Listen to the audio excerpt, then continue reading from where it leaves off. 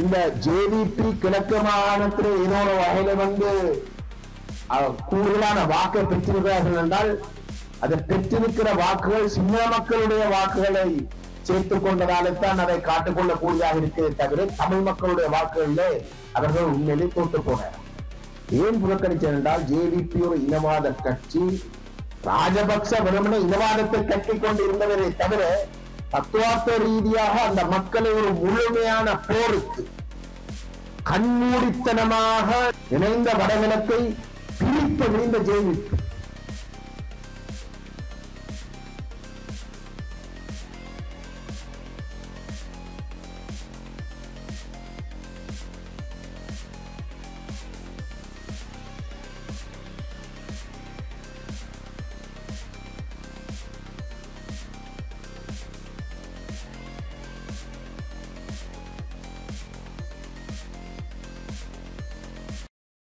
தமிழ் தேசிய பேரவையினுடைய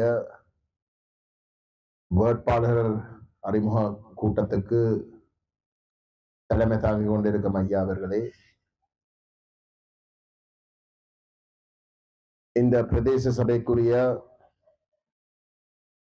சைக்கிள் சின்னத்தினுடைய முதன்மை வேட்பாளராக இருக்கக்கூடிய குமாரன் அவர்களே, தமிழ் தேசிய மக்கள் முன்னணியினுடைய தேசிய அமைப்பாளரும் எங்களுடைய அமைப்பினுடைய மிகவும் முக்கியமான உறுப்பினரும் என்னுடைய ஒரு மிகவும் நம்பிக்கைக்குரிய நண்பராகவும் இருக்கக்கூடிய திரு தர்மலிங்கம் சுரேஷ் அவர்களே, பெரியோர்களே, உங்கள் அனைவருக்கும் என்னுடைய அன்பார்ந்த வணக்கங்கள். எனக்கு முதல் பேசி அமர்ந்திருக்கின்ற கோனேஸ் அண்ணன் அவர்களுக்கு நான் மிக்க நன்றி கூற வேண்டி கடமைப்பட்டிருக்கின்றேன். அவருடைய கருத்துகள் உண்மையிலே மிகவும் ஆழமானவை. நான் அவருடைய கருத்துக்களை கேட்ட பொழுது திகைச்சு போனேன்.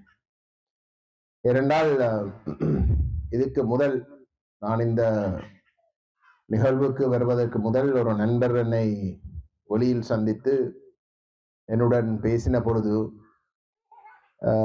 அவர் கூறின கருத்து என்னென்றால், தமிழ் தேசிய மக்கள் முன்னணியினுடைய ஒரு பாராளுமன்ற உறுப்பினராகவும் நீண்ட காலமாக அரசியலிலே கருத்துகள் தெரிவித்து கொண்டு வருகின்ற ஒரு அமைப்பாகவும் ஒரு தலைவராகவும் இருந்தும் நாங்கள் குறிப்பிடுகின்ற இந்த ஆழமான கருத்துகள் மக்கள் மட்டத்திலே போய் சேருவது மிகவும் குறைவாகத்தான் இருக்கின்றது. அது ஏதோ என்று தெரியாமல் இருக்கின்றது.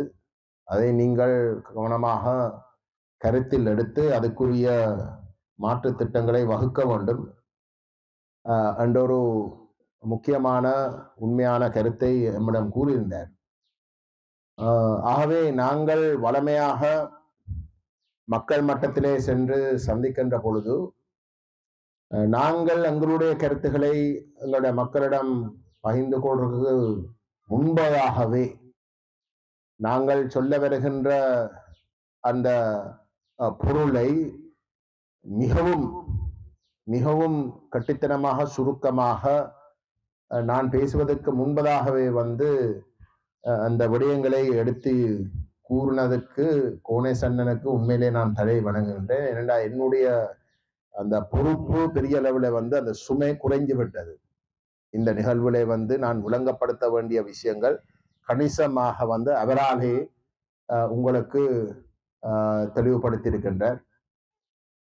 அவர் கூறின கருத்துகள் மிகவும் ஆழமானவை, மிகவும் ஆழமான கருத்துகள். வலிசுவமாக விளங்கிக் கொள்ளக்கூடிய மொழியிலே அவர் உங்களுக்கு எடுத்து கூறியிருக்கின்றார். தமிழ் தேசிய பேரவை இந்த சைக்கிள் சின்னத்திலே போட்டி போடுகின்ற இந்த அணி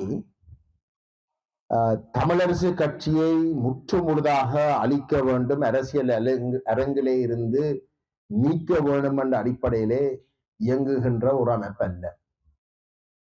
எங்களை பொறுத்தவரையிலே இன்றைக்கு நாங்கள் தமிழரசு கட்சிக்கு எதிராக செயல்பட வேண்டி இருக்கிறதாக இருந்தால் அதற்கு காரணம் இன்றைக்கு தமிழரசு கட்சியை தலைமை வகிக்கிறவர்கள் முற்று முழுதாக எந்த கொள்கைக்காக தந்தை செல்வநாயகம் அவர்களுடைய காலத்திலே இந்த தமிழரசு கட்சி ஸ்தாபிக்கப்பட்டதோ அந்த கொள்கைக்கு நேர் மாறாக அந்த கட்சியை வழிநடத்தி கொண்டு செல்வதுதான் காரணம்.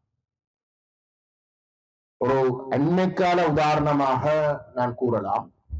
உங்கள் எல்லோருக்கும் தெரியும், கடந்த பாராளுமன்ற தேர்தலிலே தமிழ் தேசிய அரங்கிலே இயங்கிக் கொண்டு இருக்கக்கூடிய கட்சிகளுக்கு கடந்த பாராளுமன்ற தேர்தல் முடிவுகள் பலத்த ஒரு சவாலை ஏற்படுத்தி இருக்கின்றது. ஏனென்றால் இன்றைக்கு ஆட்சியிலே இருக்கக்கூடிய தேசிய மக்கள் சக்தி என்று அழைக்கப்படுகின்ற, ஆனா உண்மையிலே ஜனதா விமுக்தி பெரமுன JVP என்ற அமைப்பு இன்றைக்கு சர்வதேச மட்டத்திலே பெரிய அளவிலே ஒரு கருத்துருவாக்கத்தை செய்து கொண்டு வருகிறோம். தங்களுக்குத்தான் தமிழ் தேச மக்கள் ஆணையை வழங்கி இருப்பதாக அவர்கள் எந்த அடிப்படையில் அதை கூறுகிறார்கள் என்றால், இந்த தேர்தலிலே தனிப்பெரும் கட்சியாக மட்டக்களப்பு மாவட்டத்தை தவிர்ந்த மற்ற அனைத்து மாவட்டங்களிலே, வடகிழக்கிலே இருக்கக்கூடிய மாவட்டங்களிலே தங்களுடைய கட்சி கூடுதலான வாக்கை பெற்றதாக கூறி, அந்த வகையிலே தமிழ் மக்கள் அவர்களுக்குத்தான் ஒரு ஆணையை வழங்கி இருப்பதாக ஒரு கருத்துருவாக்கத்தை செய்து கொண்டு வருகிறார். இந்த கருத்துருவாக்கம் எந்த அளவு தூரத்துக்கு எடுபட பார்க்குது என்றால், அந்த தேர்தலுக்கு பிற்பாடு நாங்கள் சந்திக்கின்ற வெளிநாட்டு தூதரகங்கள் நம்மிடம் அந்த கருத்தை சொல்ல ஆரம்பித்திருக்கின்றார்கள். அதை நாங்கள் திட்டவட்டமாக மறுதளித்து கொண்டு வருகிறோம். உண்மையிலே தமிழரசு கட்சி தென் தமிழ் தேசத்திலே போன பாராளுமன்ற தேர்தலில் வெற்றி பெற்றது.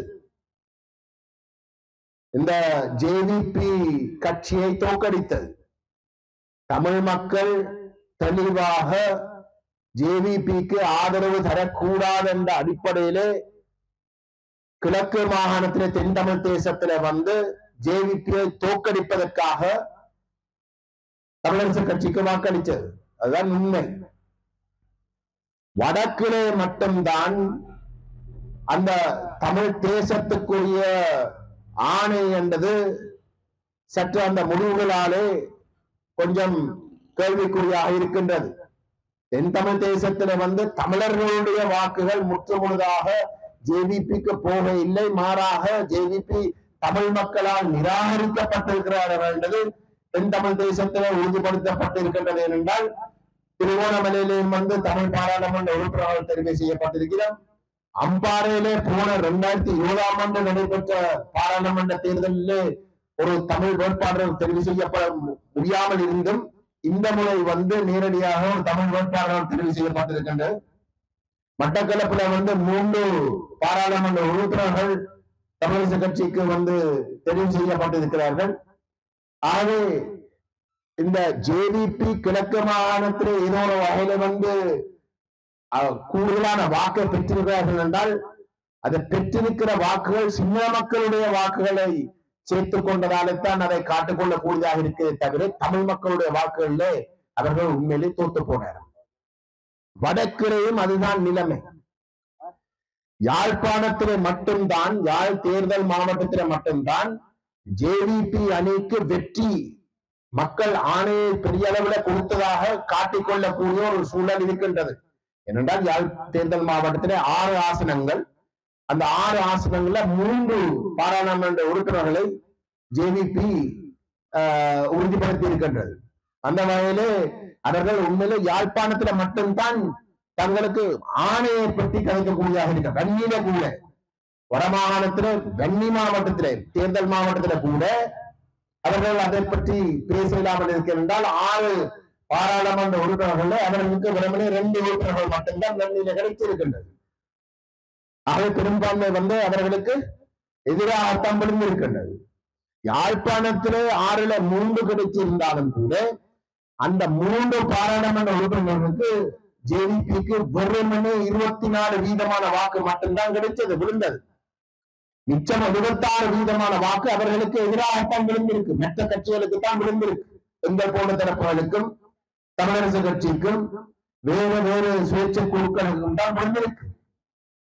ஆனால் அவர்கள் அந்த 3 ஆசனங்களை பெறக்கூடிய வாய்ப்பு கிடைச்சது எப்படி என்றால், அந்த 76% பெரும்பான்மையான வாக்கு சிதறி போய் சின்னாபின்னமாக சிதறி பிரிஞ்சு இருந்ததால ஜேவிபிக்கு கிடைச்ச வாக்குகள் அங்கஜன் ராமநாதனையும் டக்ளஸ் தேவானந்தன் வாக்கு பிரிஞ்சு வலிமையாக பிரிஞ்சு இருக்கிற இடத்துல இந்த முறை ஒரு அரசு தரப்புன்ற வகையில அவர்களுக்கு ஒரு இடத்துல குவிஞ்ச இடத்துல அவர்கள் தனிப்பெரும் கட்சியாக தங்களை அடையாளப்படுத்தக்கூடியதாகவும் அதால ஒரு போசன சாசனத்தை மேலதிகமாகவும் எடுக்கக்கூடிய ஒரு நிலைமை உருவாகினதால மட்டும்தான் அவர்களுக்கு அந்த 3 ஆசனங்களை வந்ததே தவிர மக்களுடைய பெரும்பான்மை அவர்களுக்கு வாக்களிச்ச என்று சொல்ற கருத்து முற்றிலும் தவறும் பொய்யும்.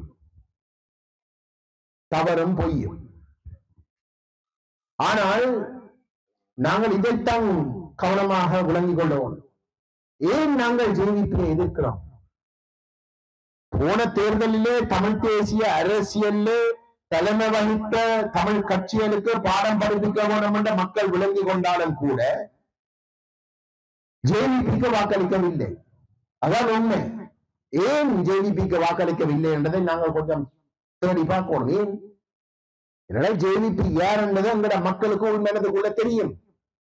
இளைஞர்கள் கொஞ்சம் பேர் குழம்பு இருக்கலாம். ஏனென்றால் அவர்களுக்கு வரலாறு இப்பதான் படிப்படியாக கற்றுக்கொள்ளுகின்றார்கள். வாக்கு கிடைச்ச உடனே அவர்கள் ஏதோ ஒரு வகையில வாக்களிக்கணும்னு சிந்திக்கிற இடத்துல மேலோட்டமாக சிந்திச்சு அதன் தெற்குல ஒரு அலை ஒரு மாற்று அவசியம் என்ற ஒரு அலை ஒன்று தெற்குல அடிக்க சில வழியில அந்த இளைஞர்கள் முதல் தடவையாக வாக்களிக்கிற இளைஞர்கள் வடகிழக்குல மாறி வாக்களித்திருக்கலாம். ஆனால் ஒட்டுமொத்தமாக பார்க்கின்ற பொழுது தமிழ் மக்கள் ஜேவிபியை புறக்கணிச்சுத்தான் இருக்கிறது. அதுதான் உண்மை. ஏன் புறக்கணிச்சது என்றால் ஜேவிபி ஒரு இனவாத கட்சி.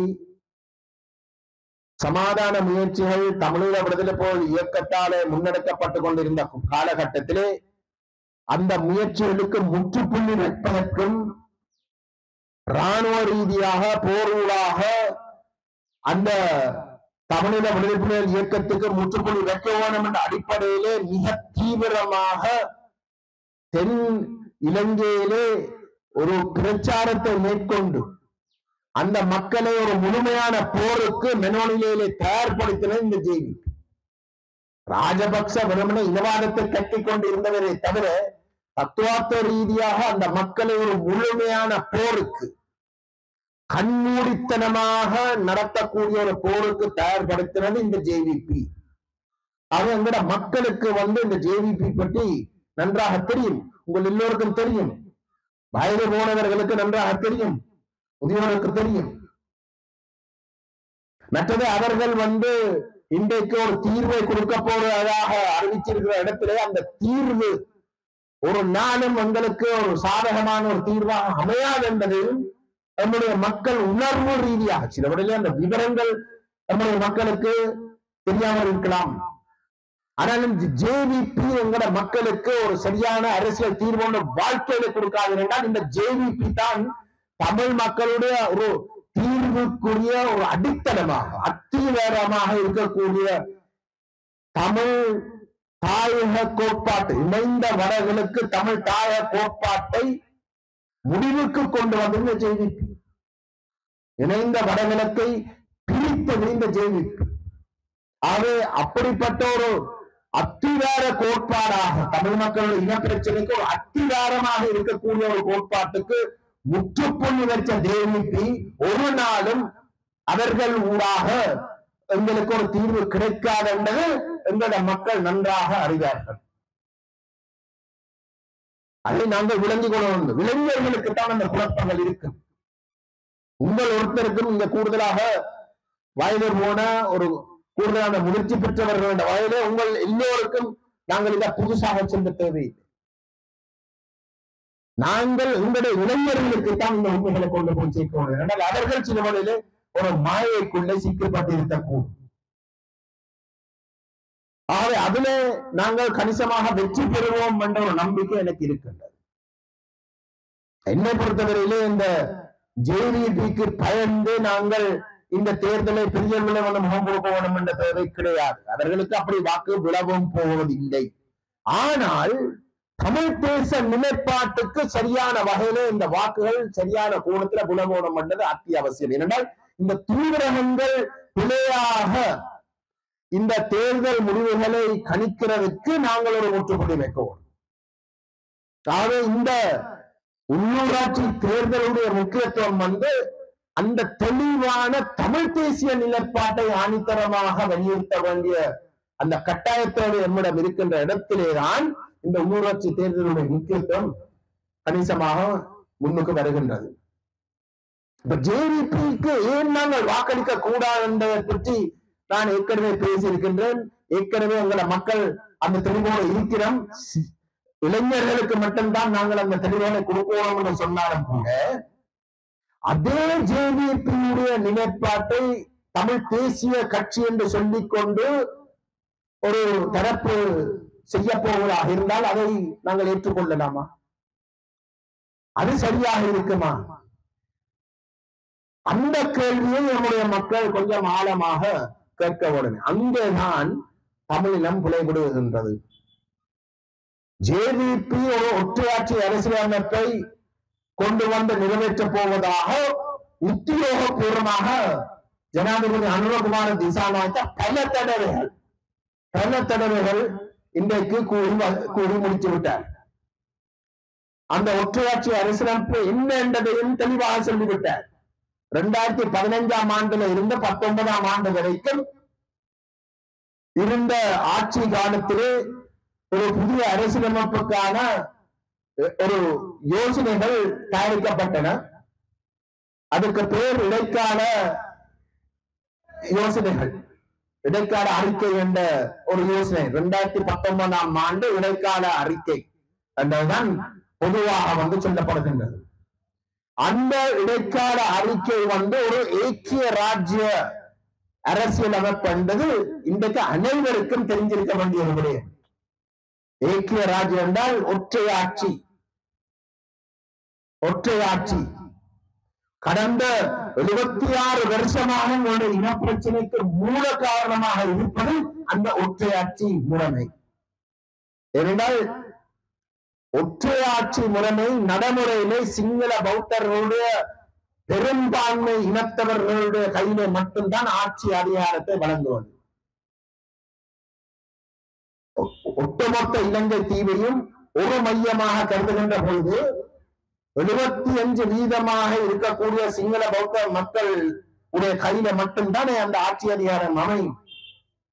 ஆகவேதான் அந்த ஒற்றையாட்சி முறைமை ஒருபோதும் இலங்கை தீவிலே தமிழர்களுக்கு பொருந்தால் என்று எங்களுடைய மூத்த தலைவர்கள் முன்வெடுத்து இந்த இலங்கை தீவிலே தமிழ் மக்கள் சுதந்திரமாக சம உரிமையோடு பாதுகாப்பாக தங்களுடைய மண்ணையும் தக்க வைத்துக் கொண்டு வாழ்வதாக இருந்தால் ஒற்றையாட்சியை நிராகரித்த ஒரு சமஷ்டி ஆட்சி முறை மூலமாக மட்டும்தான் நாங்கள் அதை உறுதிப்படுத்தலாம் என்பது எங்களுடைய அடிப்படை கொள்கையாக இருக்கின்றது. ஆனால் 2015 இருந்து 19 வரைக்கும் இந்த தமிழ் மக்களுடைய பாரம்பரிய இந்த நிலைப்பாட்டை முற்று முழுதாக நிராகரித்துத்தான் அந்த ஏக்கிய ராஜ்ய அரசியலமைப்பு தயாரிக்கப்பட்டது. எங்களுடைய கஷ்ட காலத்துக்கு அந்த ஏக்கிய ராஜ்ய அரசியலமைப்பை தயார்படுத்துவதில் தமிழரசு கட்சியினுடைய இந்திய செயலாளருக்கு மிகப்பெரிய பங்கு. சுமந்திரன், சம்பந்தன் அவர்களுக்கும் பெரிய பங்கு. இதை 2 பேரும் தான் முக்கியமாக அந்த பேச்சுவார்த்தையில ஈடுபட்டு அந்த அரசியலமைப்பை தயார்படுத்துற வேலை திட்டத்திலே தமிழர்கள் சார்பாக அதில் ஈடுபட்டார்கள். இன்றைக்கு சம்பந்தன் அவர்கள் எங்களோடு இல்லை. ஆனால் சுமந்திரன் இருக்கின்றார். சுமந்திரன் இருக்கின்றது மட்டுமல்ல, அவர் யாழ்ப்பாணத்தில் அவர் செய்த அந்த துரோகத்திற்காக யாழ்ப்பாண மக்கள் அவரை தூக்கி எறிஞ்சாலும் கூட இந்த இனத்திலே கஷ்ட காலத்துக்கு அவர் தமிழரசு கட்சிக்குள்ளே ஒரு அசைக்க முடியாத ஒரு புலி ஒன்றை வைத்திருக்கின்றார். அவர் அந்த கட்சியை அவருடைய பிடிக்குள்ளே வைத்திருக்கிறதாலே தமிழ் மக்கள் அவரை நிராகரித்தாலும் அவரை தோற்கடித்தாலும் தமிழரசு கட்சி தமிழருடைய பாரம்பரிய கட்சி என்ற நினைப்பிலே அவரை தோற்கடித்தால் எல்லாம் சரி, மிச்சம் எல்லாம் சரியா வரும் என்ற ஒரு நம்பிக்கையிலே ஏனைய மாவட்டங்களிலே தமிழரசு கட்சிக்கு வாக்களித்ததாலே 8 ஆசனங்களை பெற்ற உடனேயே அதே சுமந்திரன் தமிழரசு கட்சிக்கு கிடைத்த ஆணையை வைத்து இன்றைக்கு அந்த முழு கட்சியை தான் திரும்பவும் தண்ட பிடிக்குள் இழுத்து ஆக்கிரமித்துக் கொண்டிருக்கின்றார். இந்த நடைமுறையிலே நான் ஒரு சம்பவத்தை உங்களுக்கு சுட்டிக்காட்டி நான் இந்த பேச்சை முடிவுக்கு கொண்டு வருகின்றேன்.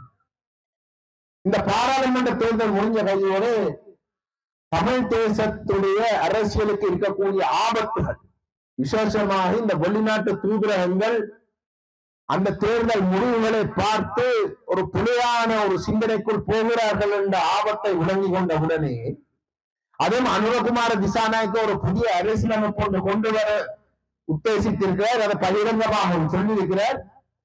ஒரு புதிய அரசியலமைப்பு ஏக்கிய ராஜ்யம் என்றால் தமிழினத்திற்கு ஒரு ஏற்றுக்கொள்ளக்கூடிய ஒரு அரசியலமைப்பாக இல்லாமல் இருக்கின்ற காரணத்தினாலே அவர் கொண்டு வந்த அந்த நிறைவேற்றுவதை நாங்கள் தடுக்க முடியாது என்றால் பாராளுமன்றத்தில் அவருக்கு 159 பாராளுமன்ற உறுப்பினர்கள் இருக்கிறார்கள்.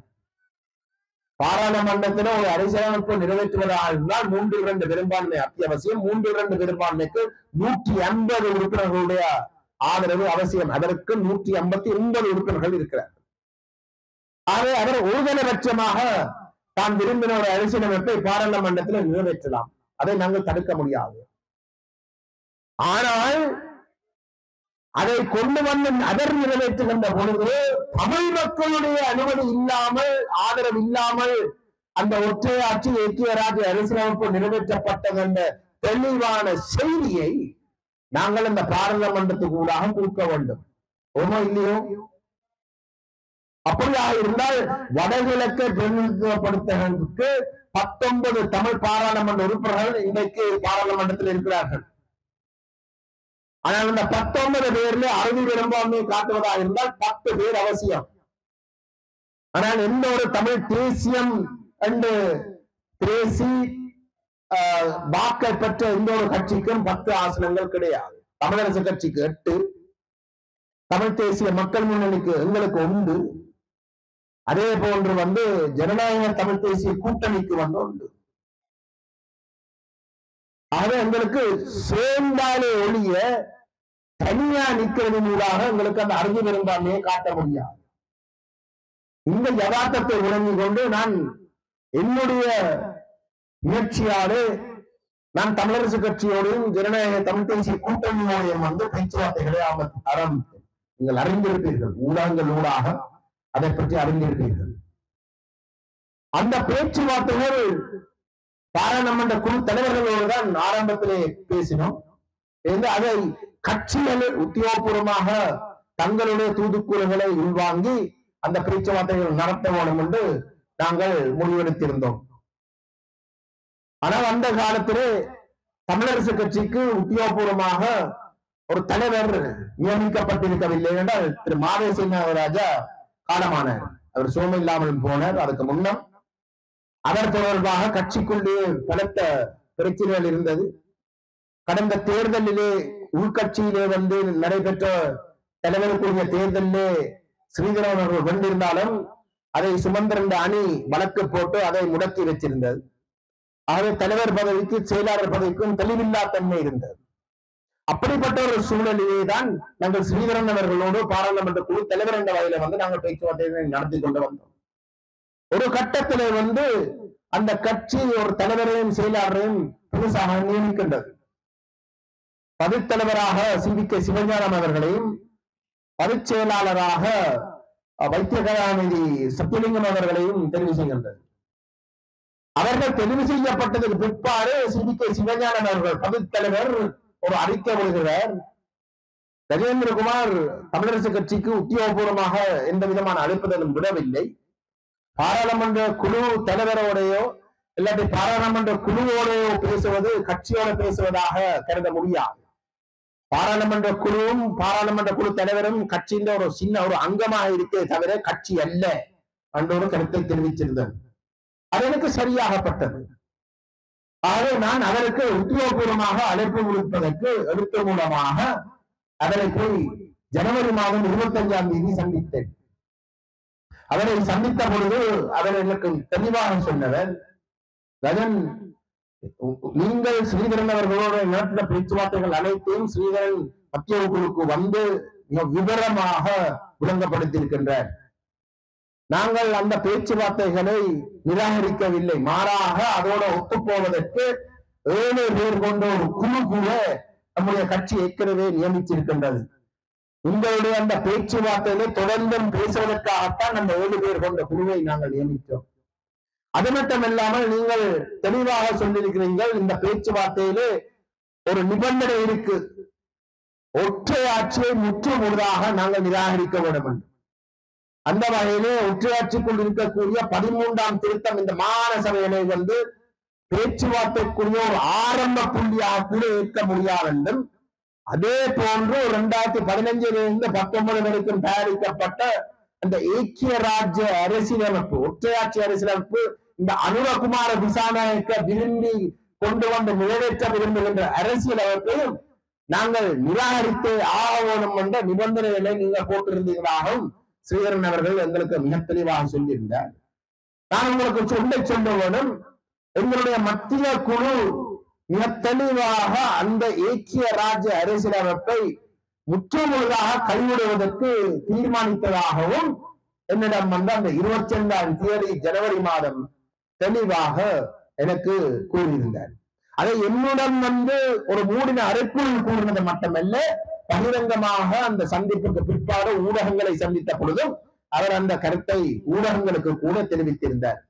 அந்த ஐக்கிய ராஜ்ய அரசியலமைப்பு என்பது ஒற்றையாட்சித்தான், ஆகவே நாங்கள் அதை பற்றி பேச முடியாது என்ற கருத்தை கட்சியினுடைய பதில் தலைவர் என்ற வகையிலே அங்கு பதிவு செய்திருந்தார். அப்பொழுது கட்சியினுடைய பதில் தலைவர் அவர், கட்சியினுடைய பதில் செயலாளர் வந்து வைத்திய கலாநிதி சத்தியலிங்கம். ஆனால் அந்த சந்திப்புக்கு பிறகு, அந்த கருத்து ஊடகங்களுக்கு தெரிவிக்கப்பட்டதுக்கு பிறகு திடீரென்று பதில் செயலாளர் வைத்திய கலாநிதி சத்தியலிங்கம் என்ற பதவியை ராஜினாமா செய்கிறார். ராஜினாமா செய்து திடீரென்று வந்து பதில் செயலாளராக சுமந்திரன் நியமிக்கப்படுகின்றார். சுமந்திரன் யார்? அந்த ஐக்கிய ராஜ்யத்தை தயார்படுத்துறதுல வந்து பெருமை கொண்டாடுறவர். ரணில் விக்ரமசிங்க காலத்திலே தமிழ் மக்களுடைய அரசியலை ஒற்றையாட்சிக்குள் முடக்குவதற்கு, துரோகம் அளிக்கிறதுக்கு சதி செய்தவர் தான் சுமந்திரன். சுமந்திரன் செயலாளராக தமிழரசு கட்சிக்கு நியமிக்கப்படுகின்றார். அடுத்த நிமிஷம் எங்களோட நடக்க இருந்த பேச்சுவார்த்தைகள் முடிவுக்கு வருகின்றது. அதே சிவஞானம் எனக்கு கடிதம் எழுதுகின்றார், இப்போதைக்கு பேச்சுவார்த்தை அவசியம் இல்லை என்று. ஆனால் நான் இன்னும் நேரடியாக சந்தித்த பொழுது, சுமந்திரன் செயலாளராக நியமிக்கப்படுறதுக்கு முன்னதாக சந்தித்த பொழுது, அந்த பேச்சுவார்த்தைகளை முன்னெடுப்பதற்காகத்தான் 7 பேர் கொண்ட குழுவை நாங்கள் நியமித்தோம் என்று சொன்னவர். அடுத்த நிமிஷம் சுமந்திரன் செயலராக நியமிக்கப்பட்ட பொழுது பேச்சுவார்த்தைகளே தேவையில்லை என்று எனக்கு எழுத்து மூலமாக கடிதம் அனுப்புகின்றார். பெரியவர்களே, இந்தளவு துன்பத்துக்கு இன்றைக்கு தமிழரசு கட்சி சிங்கள கட்சிகளுடைய நிகழ்ச்சிகளுக்கு இன்றைக்கு துணை போகிறார்கள் என்பதை அந்த சின்ன ஒரு சம்பவம் ஊடாகவே நீங்கள் விளங்கிக் கொள்ளக்கூடியதாக இருக்கும். என்ன அவசியம் அந்த பேச்சுவார்த்தை முறிப்பதற்கு? அனுரகுமார திசாநாயக்க கொண்டு வந்து நிறைவேற்ற விரும்புகின்ற அந்த ஐக்கிய ராஜ்ய நிறைவேற்றத்தான் பட வேண்டும். அது தமிழ் மக்களுடைய பெரும்பான்மையான ஆதரவோடு நிறைவேற்றப்பட்டதாக காட்ட ஓடும் என்ற ஒரே ஒரு காரணத்தை தவிர வேற எந்த நோக்கம் இருக்கலாம் அந்த பேச்சுவார்த்தை முடிக்கிறதுக்கு? தயவு செய்து சிந்திங்கள். அப்ப அனுரகுமார திசாநாயக்கு அந்த ஐக்கிய ராஜ்ய அரசியலமைப்பை கொண்டு வந்து நிறைவேற்றுவதற்கு தவறு, அவரை தோற்கடிக்கணும், அந்த கட்சியை வடகிழக்குல இருந்து துரத்த வேணும் என்று நாங்கள் சொல்றோம். ஆனா அதே நிலப்பாட்டை ஒரு தமிழ் கட்சி எடுக்கிறதாக இருந்தால் அது தவறு இல்லையா? இதுதான் இன்றைக்கு தமிழரசு கட்சியுடைய நிலைமை. ஆக நாங்கள் சரியாக இந்த அரசியலை விளங்கிக் கொள்ள வேண்டும். இது இந்த உண்மை எங்களுடைய முதியோரும் கூட விளங்கி கொள்ள வேண்டும். ஏனென்றால் நம்மளுடைய முதியோர்கள் தான், எங்களுடைய மூத்த தமிழ் பிரஜைகள் தான் வீட்டு சின்னத்துக்கு வாக்களித்து வாக்களித்து பழகிவிட்டார்கள். அதான் எங்களுடைய கோடேசன் சொன்ன கருத்தின் முக்கியத்துவம் அங்குதான் வருகின்றது.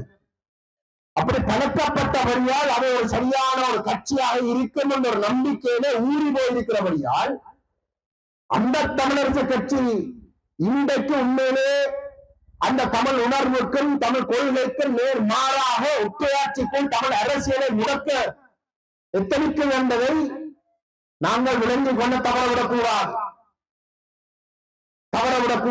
அதுக்காக இன்றைக்கு தமிழரசு கட்சியில் இருக்கிற முழு பேரும் தவறானவர்கள் என்றும் பொருள் அல்ல.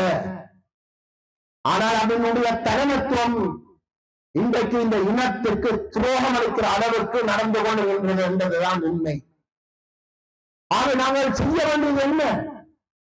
கோடேசன் அவர்கள் கூறப்படுவதை போல அந்த தமிழரசு கட்சிக்கு ஒரு பாடம் படிப்பிக்க வேண்டும். தமிழரசு கட்சியில் இருக்கக்கூடிய நேர்மையான உறுப்பினர்களை பலப்படுத்த வேண்டும். எப்படி அதை செய்வது? இந்த தலைமைத்துவம் இருக்கிற வரைக்கும் தமிழ் மக்கள் எங்களை ஏற்றுக்கொள்ள போவது இல்லை என்ற ஒரு நிலையை உருவாக்க வேண்டும். அதை உருவாக்கினால் தான் அந்த தலைமைத்துவத்தை ஒன்றில் திருத்தலாம் அல்லது தூக்கி எறிந்து தமிழரசு கட்சி தன்னுடைய ஆரம்ப கொள்கைக்கு விசுவாசமாக பயணிக்கக்கூடிய ஒரு தலைமைத்துவத்தை, புது தலைமைத்துவத்தை தேர்ந்தெடுக்கும். அந்த நாள் வருகின்ற பொழுது இந்த தமிழ் தேசிய பேரவை தமிழரசு கட்சியோடு பேச்சுவார்த்தைகளை வெற்றிகரமாக நடக்கும் என்ற ஒரு நம்பிக்கை நான் இன்றைக்கே உங்களிடம் கூறலாம்.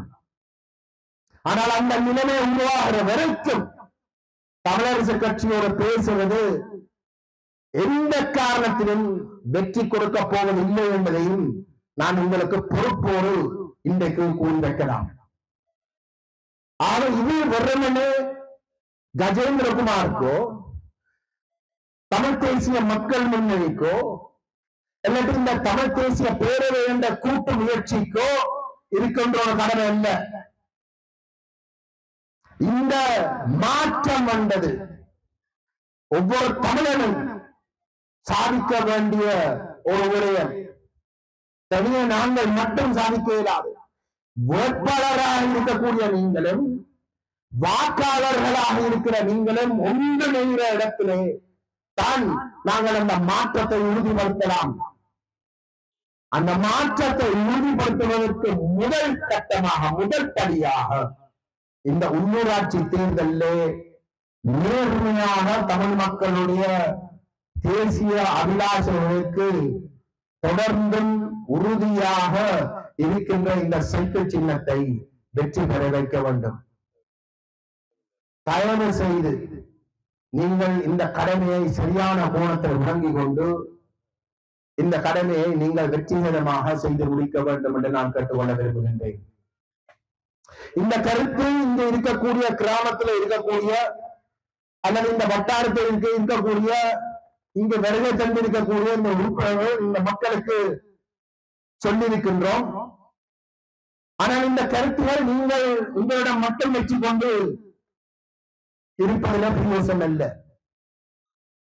நீங்கள் இந்த கருத்துக்களை இந்த வட்டாரத்துக்கு வெளியில இருக்கக்கூடிய மக்களிடம், இந்த உள்ளூராட்சி சபைக்குள்ளே இருக்கக்கூடிய எல்லைக்குள் வாழுகின்ற மக்கள் அனைவருக்கும், ஏன் அதுக்கு வெளியில இருக்கக்கூடிய உங்களுக்கு தெரிந்த அனைவர்களுக்கும் நீங்கள் இதை கொண்டு போய் சேர்க்க இருக்கிறது வெறுமனே 2 கிழமை. இந்த வேட்பாளர்கள் தான் அதை எல்லாம் செய்ய வேண்டும் என நாங்கள் எதிர்பார்ப்பமாக இருந்தால் மீண்டும் மீண்டும் மிக தவறான கைக்குள்ளுக்குள் சிக்கப்பட்டிருக்கிற தமிழரசு கட்சி அல்லது அதுக்கும் கூட மோசமாக இருக்கக்கூடிய ஜேவிபி ஆசனங்களை வெல்றதுக்கான வாய்ப்புகளை தொடர்ந்தும் தக்க வைக்கும். ஆக இந்த உணர்வை, இந்த உண்மைகளை நீங்கள் சரியாக விளங்கிக் கொண்டால் நீங்கள் இந்த 2 கிழமைக்குள்ளே நீங்கள் ஒரு பொறுப்பு வாய்ந்த தமிழனாக செய்ய வேண்டிய கடமைகளையும் நீங்கள் செய்தே ஆக வேண்டும் என்ற தயவுடன் கேட்டுக்கொண்டு இந்த வாய்ப்பை தந்தமைக்காக நன்றி கூறி விடைபெறுகின்றேன். வணக்கம்.